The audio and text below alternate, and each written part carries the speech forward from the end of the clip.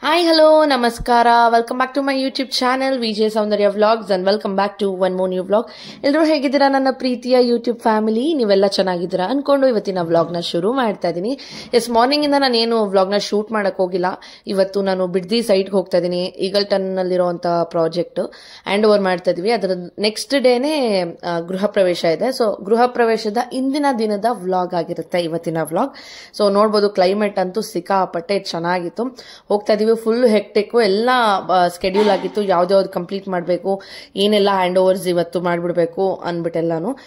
ಜೊತೆಗೆ ಕೆಲವೊಂದು ಪರ್ಚೇಸ್ಗೆ ಇಮಿಡಿಯೇಟ್ ಆಗಿ ನಾನು ಹೋಗ್ಬೇಕಾಯ್ತು. ಸೊ ಯಾವ್ದು ಏನು ಅಂತ ಕೂಡ ನಾನು ನಿಮ್ ಜೊತೆ ಶೇರ್ ಮಾಡ್ತಾ ಹೋಗ್ತೀನಿ. ಸೊ ಬಿಡ್ದಿ ಹತ್ರ ಬಂದ್ಮೇಲೆ ನಮ್ಮ ಕಾಂಟ್ರಾಕ್ಟರ್ ಬಂದು ನನ್ನ ಪಿಕ್ ಮಾಡ್ಕೊಂಡು ಹೋಗ್ತಾ ಇದ್ದಾರೆ. ಅಂಡ್ ಸ್ಪೆಷಲ್ ಆಗಿ ಹೇಳ್ಬೇಕು ಅಂದ್ರೆ, ಗೃಹ ಪ್ರವೇಶದ ದಿವಸ ನನ್ನ ಸಬ್ಸ್ಕ್ರೈಬರ್ ಕೂಡ ಸಿಕ್ಕಿದ್ರು. ಗೃಹ ಪ್ರವೇಶಕ್ಕೆ ಬಂದಿದ್ರು ಅವರು. ಅದ್ರ ಬಗ್ಗೆ ಕೂಡ ನಾನು ನೆಕ್ಸ್ಟ್ ವ್ಲಾಗ್ ಅಲ್ಲಿ ಹಾಕ್ತೀನಿ. ಎಷ್ಟೊಂದು ಜನ ವೆಯ್ಟ್ ಮಾಡ್ತಾ ಇದ್ದೀರಾ ಕೂಡ, ಗೃಹ ಪ್ರವೇಶ ಹೇಗ್ ಮಾಡಿದ್ರು, ಹೇಗಿತ್ತು ಅಂತ ಎಲ್ಲ. ಅಂಡ್ ಫೈನಲ್ ಆಗಿ ಪ್ರಾಜೆಕ್ಟ್ ಕೂಡ ಹೇಗ್ ಬಂದಿದೆ ಅಂತ ಕೂಡ ನಾನು ನಿಮ್ ಜೊತೆ ಶೇರ್ ಮಾಡ್ತೀನಿ. ನಾನು ಹೋಗೋ ಅಷ್ಟರಲ್ಲೇ ಆಚೆಗಡೆ ಈ ತರ ಚಪ್ರ ಹಾಕಕ್ಕೆ ರೆಡಿ ಮಾಡ್ತಾ ಇದ್ರು. ಅಂಡ್ ಎಲ್ಲ ಒಂದು ಲುಕ್ ಅಂತಾನೆ ಹೇಳ್ಬೋದು, ಒಂದು ಲುಕ್ ಕ್ರಿಯೇಟ್ ಆಗಿತ್ತು. ಲಾಸ್ಟ್ ವಿಡಿಯೋಲಿ ನೀವು ನೋಡಿದಾಗ ಬಾಲ್ಕನಿ ರೇಲಿಂಗ್ಸ್ ಆಗ್ಲಿ, ಒಳಗಡೆ ಗ್ಲಾಸ್ ರೇಲಿಂಗ್ಸ್ ಆಗ್ಲಿ ಯಾವ್ದು ಹಾಕಿರ್ಲಿಲ್ಲ. ಸೊ ನೈಟ್ 4 o'clock ವರ್ಗು, ಅಂದ್ರೆ ಅರ್ಲಿ ಮಾರ್ನಿಂಗ್ 4 o'clock ವರ್ಗುನು ಕೆಲಸ ಮಾಡಿದ್ದಾರೆ. ಅಂಡ್ ಈಗ್ಲೂ ಕೂಡ ಕೆಲಸ ಮಾಡ್ತಾ ಇದ್ದಾರೆ. ಅಂಡ್ ಒಂದ್ ಕಡೆ ಕ್ಲೀನಿಂಗ್ ನಡೀತಾ ಇದೆ. ಪಾರ್ಕಿಂಗ್ ಏರಿಯಾ ಪೂರ್ತಿ ಕ್ಲಿಯರ್ ಮಾಡಿದೀವಿ. ಇನ್ನೂ ಒಂದು ಕೋಟ್ ಬ್ಯಾಲೆನ್ಸ್ ಇದೆ, ಪೇಂಟ್ ಎಲ್ಲಾನು. ಗೃಹ ಪ್ರವೇಶ ಆದ್ಮೇಲೆ ನಾವು ಕ್ಲೈಂಟ್ಗೆ ಹ್ಯಾಂಡ್ ಓವರ್ ಮಾಡೋದು, ಫೈನಲ್ ಪೇಂಟಿಂಗ್ ಎಲ್ಲಾನು ಅಷ್ಟೇ. ಅಂಡ್ ಕ್ಲೈಂಟ್ ರೂಮ್ ನಾನು ಲಾಸ್ಟ್ ಟೈಮ್ ನೋಡಿದ್ರಲ್ಲ ನೀವು, ಬೇರೆ ಕಲರ್ ಇತ್ತು. ಅಂಡ್ ಫೈನಲಿ ಈ ಕಲರ್ ನ ಡಿಸೈಡ್ ಮಾಡಿದ್ರು. ಅಂಡ್ ಆಲ್ ಕಂಪ್ಲೀಟ್ ಆಗಿ ಈ ತರ ಲಿವಿಂಗ್ ಹಾಲ್ ಕಾಣಿಸ್ತಾ ಇದೆ ನೋಡಿ. ಸೊ ಬನ್ನಿ, ಹಾಗೇನೆ ಹೇಗಿದೆ ಮನೆ ಅಂತ ಕೂಡ ನಾನು ನಿಮ್ ಜೊತೆ ಶೇರ್ ಮಾಡ್ತಾ ಹೋಗ್ತೀನಿ. ಪೌಡರ್ ರೂಮ್ ಲಾಸ್ಟ್ ಟೈಮ್ ನಿಮ್ಗೆ ತೋರಿಸಿದೆ. ಇಲ್ಲಿಂದ ಸ್ವಲ್ಪ ಟೈಲ್ ಹಾಕೋದಿದೆ, ಅಲ್ಲಿ ನೀವು ನೋಡ್ಬೋದು ಡೋರ್ ಫ್ರೇಮ್ ಮೇಲೆ. ಸೊ ಅದೊಂದು ಬ್ಯಾಲೆನ್ಸ್ ಇದೆ, ಅದನ್ನು ನೆಕ್ಸ್ಟ್ ಹಾಕಿದ್ಮೇಲೆ ಅದು ಕೂಡ ವಿಡಿಯೋಲಿ ತೋರಿಸ್ತೀನಿ. ಅಂಡ್ ಹೋಮ್ ಥಿಯೇಟರ್ ರೂಮ್ ಮಾತ್ರ ಕಂಪ್ಲೀಟ್ ಆಗಿರ್ಲಿಲ್ಲ. ಸೊ ಅದೊಂದು ಪೆಂಡಿಂಗ್ ಆಗ್ಬಿಡ್ತು. ಅಂಡ್ ಮಾಸ್ಟರ್ ಬೆಡ್ರೂಮ್ ಈ ತರ light green and dark green combination ಅಲ್ಲಿ ಹೋಗಿದ್ದಾರೆ. ಅಂಡ್ ಅದ್ರ ಕಾಟ್ ಕೂಡ ಈ ತರ ಇದೆ. ಕಾಟ್ಗಿನ ಬ್ಯಾಕ್ ಹೆಡ್ ರೆಸ್ಟ್ ಅದೆಲ್ಲ ಹಾಕೊಡ್ಬೇಕು. ಅಂಡ್ ಅವ್ರದ್ದು ವಾಕ್-ಇನ್ ವಾರ್ಡ್ರೋಬ್ ಅಂತೂ ನಂಗೆ ಸಿಕ್ಕಾಪಟ್ಟೆ ಇಷ್ಟ. ಸೊ ಇದೆಲ್ಲ ನೋಡಿದಾಗ ನನಗೆ ನನ್ನ ಮನೆ ಹೇಗೆ ಪ್ಲಾನ್ ಮಾಡಬೇಕು, ಹೇಗೆ ಬರಬೇಕು ಅನ್ನೋದೆಲ್ಲ ಮೈಂಡಲ್ಲಿ ಇದ್ಬಿಟ್ಟಿರುತ್ತೆ. ಯಾಕಂದ್ರೆ ಎವ್ರಿ ಡೇ ಒಂದೊಂದು ನೋಡ್ತಾ ಇರ್ತೀನಿ, ಯಾವ್ದ್ರಲ್ಲಿ ಅಡ್ವಾಂಟೇಜಸ್ ಇದೆ, ಯಾವ್ದ್ರಲ್ಲಿ ಡಿಸ್ಅಡ್ವಾಂಟೇಜಸ್ ಇದೆ ಎಲ್ಲಾನು ತಿಳ್ಕೊಂಡಿರೋದ್ರಿಂದ ನನಗೆ ಇದೇ ತರ ಬರಬೇಕು ಅಂತಾನೂ ಇದೆ. ಸೊ ನಾನು ವೆಯ್ಟ್ ಮಾಡ್ತಾ ಇದ್ದೀನಿ, ಯಾವಾಗ ದೇವ್ರು ನನಗೆ ಕರುಣೆ ತೋರಿಸಿ ಮನೆ ಕಟ್ಟಕ್ಕೆ ಅನುಕೂಲ ಮಾಡ್ಕೊಡ್ತಾರೋ ಅವಾಗೂ ವ್ಲಾಗ್ಸ್ ಎಲ್ಲ ಹಾಕ್ತಾ ಇರ್ತೀನಿ. ಇಂಟ್ರೆಸ್ಟಿಂಗ್ ಆಗಿರುತ್ತೆ. ಅಂಡ್ ಕ್ಲೀನಿಂಗ್ ಎಲ್ಲ ಆಲ್ಮೋಸ್ಟ್ ಮುಗ್ದಿದೆ. ಅಂಡ್ ಕಿಚನ್ ನೋಡ್ಬೋದು, ಇವ್ರು complete white and black theme ಅಲ್ಲಿ ಹೋಗಿದ್ದಾರೆ. ಆಸ್ ಪರ್ ವಾಸ್ತು ಏನು ಅಂದ್ರೆ, ಕಿಚನ್ ಬಂದ್ಬಿಟ್ಟು ಅಗ್ನಿ ಮೂಲೆಯಲ್ಲಿರೋದ್ರಿಂದ ಸೊ ಯಾವುದೇ ಕಲರ್ ಯೂಸ್ ಮಾಡಿದ್ರು ಪರವಾಗಿಲ್ಲ. ಗ್ರೀನ್ ಕಲರ್ ಆಮೇಲೆ blue colour, light blue colour ಮಾತ್ರ ಯೂಸ್ ಮಾಡಬಾರ್ದು. ಯಾಕಂದ್ರೆ ಅದು ಅಗ್ನಿಗೆ ವಿರುದ್ಧವಾಗಿ ಹೋಗೋ ತರ ಆಗುತ್ತೆ. ಯಾವುದೇ ಮನೆಯಲ್ಲಿ ನೀವು ಕಿಚನ್ ಕ್ಯಾಬಿನೆಟ್ಸ್ ಆಗ್ಲಿ, ಕಿಚನ್ ಕಲರ್ ಆಗ್ಲಿ ಎಲ್ಲನೂ ಕೂಡ ನೀವು ಬ್ಲೂ ಅಥವಾ ಲೈಟ್ ಗ್ರೀನಿಶ್ ಕಲರ್ ಅಲ್ಲಿ ಏನಾದ್ರು ಹೋಗಿದ್ರೆ ಆ ಮನೆಯಲ್ಲಿ ನೆಮ್ಮದಿ ಅನ್ನೋದಿರೋದಿಲ್ಲ. ಚೆಕ್ ಮಾಡಿ ಒಂದ್ಸಲಿ ನಾನು ಹೇಳಿದ್ ಕರೆಕ್ಟಾ ಅಂತ. ನಿಮ್ಗೆ ಕರೆಕ್ಟ್ ಅನ್ಸಿದ್ರೆ ನೀವು ಕಾಮೆಂಟ್ ಸೆಕ್ಷನ್ ಅಲ್ಲಿ ತಿಳಿಸಿ. ಇನ್ಮೇಲೆ ಬರುವಂತ ವ್ಲಾಗ್ಸ್ ಅಲ್ಲಿ ಒಂದು ವಾಸ್ತು ಟಿಪ್ಸ್ ಕೂಡ ಕೊಡ್ತಾ ಹೋಗ್ತೀನಿ. ಕಿಚನ್ಗೆ ಯಾವ ಕಲರ್ ಹಾಕಿದ್ರೆ ಬೆಟರ್ ಆಗಿರುತ್ತೆ ಅನ್ನೋದನ್ನೆಲ್ಲ. ಅಂಡ್ ಫೈನಲ್ ಲುಕ್ ಈ ತರ ಇದೆ. And back side kitchen utility back side ನೋಡಿ ಎಷ್ಟು ಸಕ್ಕದಾಗಿದೆ. ಆಮೇಲೆ ಈ ಲೇಔಟ್ ಅಲ್ಲಿ ಎಷ್ಟು ಕಾಸ್ಟ್ಲಿ ಗೊತ್ತಾ ಸೈಟ್ ಅನ್ನೋದು. ಯಾರೂ ಮಿಡಲ್ ಕ್ಲಾಸ್ ಫ್ಯಾಮಿಲಿ ಅವರಂತೂ ಈ ತರ ಲೇಔಟ್ಸ್ ಅಲ್ಲಿ ತಗೊಳಕ್ಕೆ ಸಾಧ್ಯನೇ ಇಲ್ಲ. ಸಾಧ್ಯ ಇರುತ್ತೆ ಯಾವಾಗ ಅಂದ್ರೆ ನಾವು ಕಷ್ಟಪಟ್ಟು ದುಡ್ದು ತಗೊಂಡಾಗ ಇರುವಂತ ಸ್ಯಾಟಿಸ್ಫ್ಯಾಕ್ಷನ್ ಬೇರೆ ಬಿಡಿ. ಬಟ್ ಸ್ಟಿಲ್ ಹೇಳ್ತಾ ಇದೀನಿ, ಎಲ್ಲ NRIs, ದೊಡ್ಡ ದೊಡ್ಡ ಬಿಸ್ನೆಸ್ ಮ್ಯಾನ್ಸ್ ಆ ತರದವ್ರೆ ಈ ಒಂದು ಲೇಔಟ್ ಅಲ್ಲಿ ಇರುವಂತದ್ದು. ಅಂಡ್ ಆಚೆಗಡೆ ಬಂದ್ರೆ ನೇಮ್ ಬೋರ್ಡ್ ಎಲ್ಲ ರೆಡಿ ಮಾಡ್ತಾ ಇದ್ರು. ಅಂಡ್ ಫೈನಲ್ ದೇವ್ರ ಮನೇಲಿ ಪೇಂಟಿಂಗ್ ಎಲ್ಲ ಆಗ್ತಾ ಇದೆ. ಕಂಪ್ಲೀಟ್ ಆದ್ಮೇಲೆ ಕೂಡ ನಾನು ನಿಮ್ ಜೊತೆ ಶೇರ್ ಮಾಡ್ತಾ ಹೋಗ್ತೀನಿ. ಸಿಕ್ಕಾಪಟ್ಟೆ ಎಲ್ರು ಒಂದು ಚಿಕ್ಕ ಕಾರ್ಪೆಂಟರ್ ಇಂದ ಹಿಡಿದು ಒಂದು ಚಿಕ್ಕ ಪೇಂಟರ್ ಇಂದ ಹಿಡಿದು ಈ ಪ್ರಾಜೆಕ್ಟ್ಗೆ ಅಂತೂ ಎಷ್ಟು ಕಷ್ಟಪಟ್ಟು ಮಾಡಿದ್ದಾರೆ. ಅಂಡ್ ಲಾಸ್ಟ್ ಅಲ್ಲಿ ಪ್ರತಿಫಲ ಕೂಡ ಅದೇ ರೀತಿ ಸಿಕ್ಕಿದೆ. ಕ್ಲೈಂಟು ಕೂಡ ಎಷ್ಟು ಗೌರವ. ಕೆಲವೊಂದು ಕ್ಲೈಂಟ್ಸ್ ನಾನು ನೋಡಿದೀನಿ ಆಯ್ತಾ, ಎಲ್ಲಾ ಕ್ಲೈಂಟ್ಸ್ ಒಂದೇ ತರ ಅಂತಲ್ಲ. ಬಟ್ ಒಂದೊಂದು ಕ್ಲೈಂಟ್ಸು ನಾವು ಎಷ್ಟೇ ಕಷ್ಟಪಟ್ಟು ಮಾಡಿದ್ರು ಕೂಡ ಆ ಅಪ್ರಿಷಿಯೇಷನ್ ಅನ್ನೋದನ್ನ ಮಾಡೋದಿಲ್ಲ.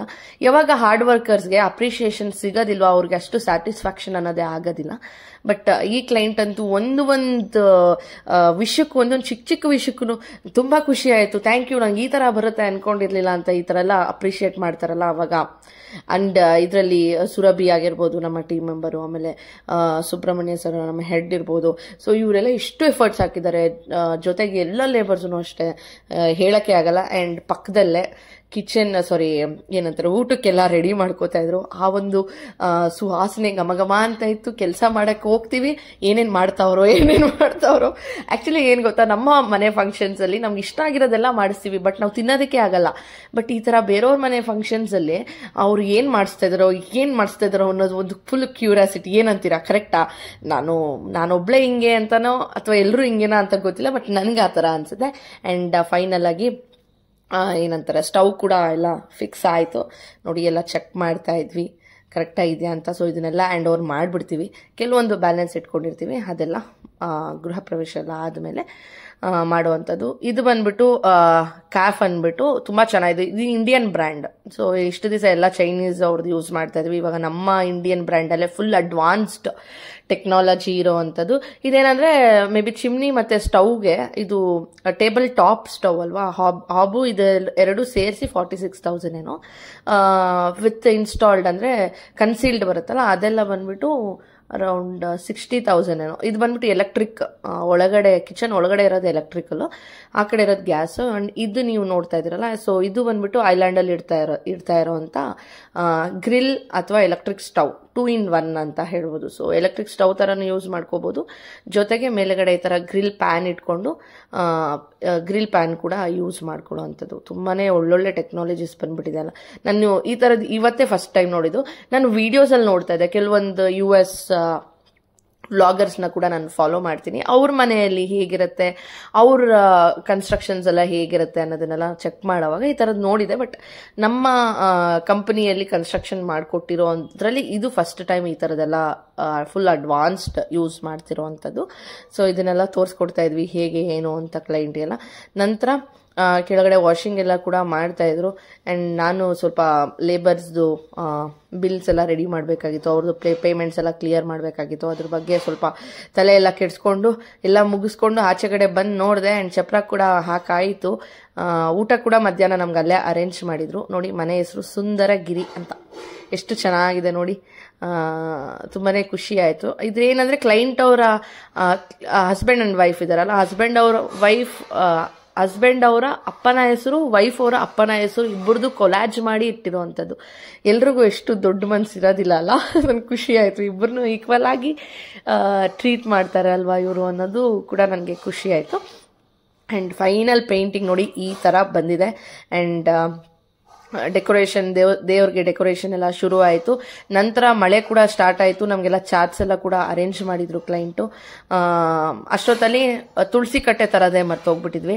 ಆಮೇಲೆ ನಮ್ಮ MD ಕಾಲ್ ಮಾಡಿಬಿಟ್ಟು, ನಾನು ಬೇರೆ ಕಡೆ ಎಲ್ಲ ಹುಡುಕ್ತಾ ಇದ್ದೀನಿ ಸೌಂದರ್ಯ, ನಂಗೆ ಸಿಗ್ತಾ ಇಲ್ಲ, ನೀನು ಬನ್ನರ್ಘಟ್ಟ ರೋಡ್ಗೆ ಹೋಗ್ಬಿಡು, ನೋಡಿ ಯಾವ್ದು ಚೆನ್ನಾಗಿದೆಯೋ ಒಂದು ಫೈನಲ್ ಮಾಡ್ಕೊಂಡು ಬಂದ್ಬಿಡಮ್ಮ ಅಂತ ಅಂದರು.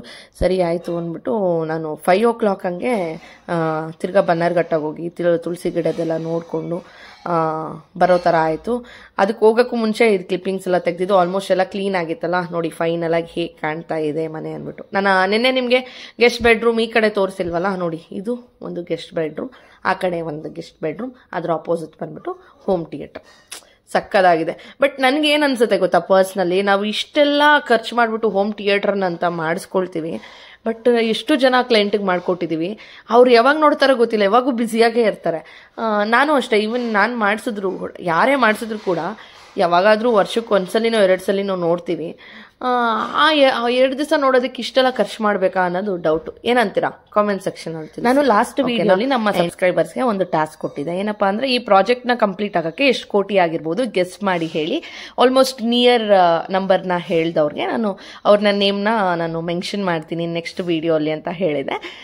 ಎಷ್ಟು ಜನ ಕಾಮೆಂಟ್ ಮಾಡಿದ್ದೀರಾ, ನಿಮ್ಮ ಒಂದು ಅನಿಸಿಕೆನ ನೀವು ಹೇಳಿದ್ದೀರಾ. ಕರೆಕ್ಟಾಗಿ ಹೇಳಿದವರು ಇದ್ದಾರೆ, ಸ್ವಲ್ಪ ಜಾಸ್ತಿ ಹೇಳಿದವರು ಇದ್ದಾರೆ, ಕಮ್ಮಿ ಹೇಳಿದವರು ಇದ್ದಾರೆ. ಮೊದಲನೇದಾಗಿ ನಾನು ಅಪ್ರಿಷಿಯೇಟ್ ಮಾಡ್ತೀನಿ ನಿಮ್ಮೆಲ್ಲರಿಗೂ. ನಿಮ್ಮ ಒಂದು ಟೈಮ್ನ ತಗೊಂಡು ಎಷ್ಟಾಗಿರ್ಬೋದು ಅಂತ ಗೆಸ್ ಮಾಡಿ ನೀವು ಕಾಮೆಂಟ್ ಸೆಕ್ಷನಲ್ಲಿ ಹಾಕಿದ್ದೀರಾ. ಅದು ಕರೆಕ್ಟಾ ರಾಂಗ್ ಅದು ಸೈಡ್ಗಿಟ್ರೆ, ಬಟ್ ನೀವೆಲ್ಲ ಕಾಮೆಂಟ್ ಮಾಡಿದ್ದೀರಲ್ಲ, thank you so much. First ನಿಮ್ಮೆಲ್ರಿಗೂ ಥ್ಯಾಂಕ್ ಯು ಹೇಳ್ತೀನಿ. ಎಲ್ಲರ ಹೆಸರು ಹೇಳೋದಕ್ಕೆ ಆಗಲಿಲ್ಲ, ಸಾರಿ. ಬಟ್ ಪ್ರತಿಯೊಬ್ಬರು ಯಾರು ಕಾಮೆಂಟ್ ಮಾಡಿದ್ದೀರಲ್ಲ ಅವ್ರಿಗೆಲ್ಲರಿಗೂ ಥ್ಯಾಂಕ್ ಯು ಸೋ ಮಚ್ ಅಂತ ಹೇಳ್ತೀನಿ. ಹಾಗೆ ಎಷ್ಟು ಖರ್ಚಾಗಿದೆ ಅಂತ ಕೂಡ ನಾನು ಇವಾಗ ಹೇಳ್ತಾ ಹೋಗ್ತೀನಿ. ನೀವು ಅದಕ್ಕೆ ಹೇಳೋಕ್ಕೂ ಮುಂಚೆ ನೀವು ನೋಡ್ಬೋದು, ಸಂಜೆ ಆಗ್ತಾ ರಂಗೋಲೆ ಹಾಕೋರು ಎಲ್ಲರೂ ಬಂದು ರಂಗೋಲೆ ಹಾಕ್ತಾ ಇದ್ದಾರೆ. ಆಮೇಲೆ ಆ ಫ್ರೇಮ್ ಮಾಡಿದ್ವಲ್ಲ, ಅದು ಬಂದ್ಬಿಟ್ಟು ಅಲ್ಲಿ ದಶಾವತಾರ ವಿಗ್ರಹಗಳನ್ನ ಇಟ್ಟಿದ್ದಾರೆ. ಮಧ್ಯದಲ್ಲಿ ಒಂದು ದೊಡ್ಡ ವಿಗ್ರಹ ಕೂಡ ಬರುತ್ತೆ. ಫೈನಲ್ ಆದ್ಮೇಲೆ ಕೂಡ ತೋರಿಸ್ತೀನಿ. ಅಂಡ್ ನಾನು ನಿಮ್ಗೆ ಹೇಳಿದ್ನಲ್ಲ, ಚಾರ್ಟ್ಸ್ ಎಲ್ಲ ಅರೇಂಜ್ ಮಾಡಿದ್ರು ನಮ್ಮ ಲೇಬರ್ಸ್ಗೆ ನಮಗೆಲ್ಲ ಅಂತ. ಸೊ ಅದು ಕೂಡ ಬಂದಿತ್ತು. ಅಂಡ್ ಇಷ್ಟು ಬ್ಯೂಟಿಫುಲ್ ಆಗಿ ರಂಗೋಲೆ ಹಾಕ್ತಾ ಇದ್ದಾರೆ. ಈಗ ಬನ್ನಿ, ಯಾರು ಕರೆಕ್ಟ್ ಆನ್ಸರ್ ಮಾಡಿದ್ದಾರೆ, ನಿಯರ್ ಬೈ ಅಮೌಂಟ್ನ ಯಾರು ಹೇಳಿದ್ದಾರೆ ಅಂದ್ಬಿಟ್ಟು ನಾನು ನಿಮ್ಮ ಜೊತೆ ಶೇರ್ ಮಾಡ್ತಾ ಹೋಗ್ತೀನಿ. ಮೊದಲನೇದಾಗಿ ಕಾಮೆಂಟ್ ಮಾಡಿರೋರು ಬಂದ್ಬಿಟ್ಟು ಆಶಾ ನಾಯಕ್ 9839 ಅಂತ 4.5 crores ಹೇಳಿದ್ದಾರೆ. ರೀತು ಹೇಳಿದ್ದಾರೆ 4.5 ಅಂತ. ನೆಕ್ಸ್ಟ್ ವಾರ್ 5987 4.5 crores ಅಂತ ಹೇಳಿದ್ದಾರೆ. ಸೌಜನ್ಯ ಅವರು 4.5 to 5 crores ಹೇಳಿದ್ದಾರೆ. ನೆಕ್ಸ್ಟ್ ಸೌಜನ್ಯ ಅವರೇ ಅನ್ಸುತ್ತೆ. ಶಾರದಾ 6438 4.5 crores ಅಂತ ಹೇಳಿದ್ದಾರೆ. ನಾಗರಾಜು ಅವರು 4.5 ಹೇಳಿದ್ದಾರೆ. ಆಸಿಫಿಯಾ ಅವರು 4.5 ಹೇಳಿದ್ದಾರೆ. ನವ್ಯ ಯಾದವ್ 4.5 ಹೇಳಿದ್ದಾರೆ. ನಂತರ ಸುಷ್ಮಾನ್ 4.5 to 5 crores ಹೇಳಿದ್ದಾರೆ. ಆಶಾ ಅವ್ರು ಹೇಳಿದ್ದಾರೆ 4 crores ಅಂತ. ಸೊ ಇಷ್ಟು ಹೇಳಿದ್ದಾರೆ, ಇನ್ನೂ ಜಾಸ್ತಿ ಕೂಡ ಹೇಳಿದ್ದಾರೆ. ಚೈತನ್ಯ ಅವರು ಕೂಡ 4 ಕೋಟಿ ಅಂತ ಹೇಳಿದ್ದಾರೆ. ವಿದ್ಯಾ ಅವರು 4 crore ಅಂತ ಹೇಳಿದ್ದಾರೆ. ನಾನು ಎಷ್ಟೊಂದು ಜನದ್ದು ನನ್ನ ವಿಡಿಯೋ ಎಲ್ಲ ಆದ್ಮೇಲೆ ಕೂಡ ಕಾಮೆಂಟ್ಸ್ ಬಂದಿದೆ. ಸುನೀತಾ ಹರೀಶ್ ಅಂತ 4 crore ಅಂತ ಹೇಳಿದ್ದಾರೆ.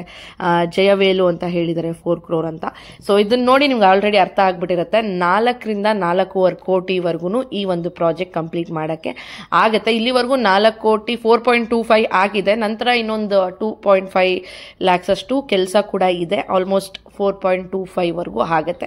ಸೊ ಖಂಡಿತ ಯಾರೆಲ್ಲ ಗೆಸ್ ಮಾಡಿದ್ರ ಥ್ಯಾಂಕ್ ಯು ಸೋ ಮಚ್. ಇನ್ನ ಎಷ್ಟೊಂದು ಜನದ ನೇಮ್ಸ್ ನಾನು ತಗೊಂಡಿಲ್ಲ, ಯಾಕಂದ್ರೆ ವಿಡಿಯೋ ಎಡಿಟಿಂಗ್ ಆದ್ಮೇಲೆ ಕೂಡ ಎಷ್ಟೊಂದು ಜನ ಇನ್ನೂ ಕಾಮೆಂಟ್ಸ್ ಮಾಡ್ತಾ ಇದ್ದೀರಾ. So thank you so much ಎಲ್ಲರೂ ಕಾಮೆಂಟ್ ಮಾಡಿದ್ದಕ್ಕೆ. ಸೊ ಈ ಪ್ರಾಜೆಕ್ಟ್ ಎಷ್ಟು ಖರ್ಚಾಗಿದೆ ಅಂತ ಕೂಡ ನಾನು ನಿಮ್ಮ ಜೊತೆ ಶೇರ್ ಮಾಡಿದ್ದೀನಿ. ನೆಕ್ಸ್ಟ್ ಕನ್ಸ್ಟ್ರಕ್ಷನ್ ಮಾಡೋರಿಗೆ ಎಷ್ಟೊಂದು ಜನಕ್ಕೆ ಹೆಲ್ಪ್ ಆಗ್ಬೋದು. ಇದರಿಂದ ನಿಮ್ಮ ಒಂದು ಬಜೆಟ್ ಪ್ಲಾನಿಂಗ್ ಅನ್ನೋದನ್ನ ನೀವು ಮಾಡ್ಕೊಳ್ತಾ. ನಿಮ್ಗೆ ಯಾರಿಗಾದ್ರೂ ಕನ್ಸ್ಟ್ರಕ್ಷನ್ ಬಗ್ಗೆ ಯಾವುದೇ ತರಹದ ಡೌಟ್ಸ್ ಇದ್ರೆ ಕಾಮೆಂಟ್ ಸೆಕ್ಷನ್ ಅಲ್ಲಿ ತಿಳಿಸಿ. ನಾನು ಬರುವಂತ ವಿಡಿಯೋಸ್ ಅಲ್ಲಿ ಅದಕ್ಕೆ ಆನ್ಸರ್ ಮಾಡ್ತಾ ಹೋಗ್ತೀನಿ. ವಾಸ್ತು ಟಿಪ್ಸ್ ಎಲ್ಲ ನಿಮಗೆ ಬೇಕಾ? ಹಾಗಿದ್ರೆ ಕಾಮೆಂಟ್ ಸೆಕ್ಷನ್ ಮಾತ್ರ ಕಾಮೆಂಟ್ ಮಾಡೋದು ಮರಿಬೇಡಿ ಅಂತ ಹೇಳ್ತಾ ಇವತ್ತಿನ ವ್ಲಾಗ್ಸ್ ನ ಇಲ್ಲೇ ಮುಗಿಸ್ತಾ ಇದೀನಿ. ಮುಂದಿನ ವಿಡಿಯೋ ತುಂಬಾ ಇಂಟ್ರೆಸ್ಟಿಂಗ್ ಆಗಿರುತ್ತೆ, ಯಾಕಂದ್ರೆ ಗೃಹ ಪ್ರವೇಶ ಆಗಿರುತ್ತೆ. ಮಿಸ್ ಮಾಡದೆ ಆ ವಿಡಿಯೋನು ಕೂಡ ನೋಡಿ. ಈ ವಿಡಿಯೋ ಏನಾದ್ರೂ ನಿಮ್ಗೆ ಇಷ್ಟ ಆಗಿದೆ ಖಂಡಿತ ಲೈಕ್ ಮಾಡೋದು, ಶೇರ್ ಮಾಡೋದು, ಸಬ್ಸ್ಕ್ರೈಬ್ ಮಾಡೋದು ಮಾತ್ರ ಮರಿಬೇಡಿ ಅಂತ ಹೇಳ್ತಾ ನೆಕ್ಸ್ಟ್ ವಿಡಿಯೋ ಸಿಗ್ತೀನಿ. ಬಾಯ್, ಟೇಕ್ ಕೇರ್.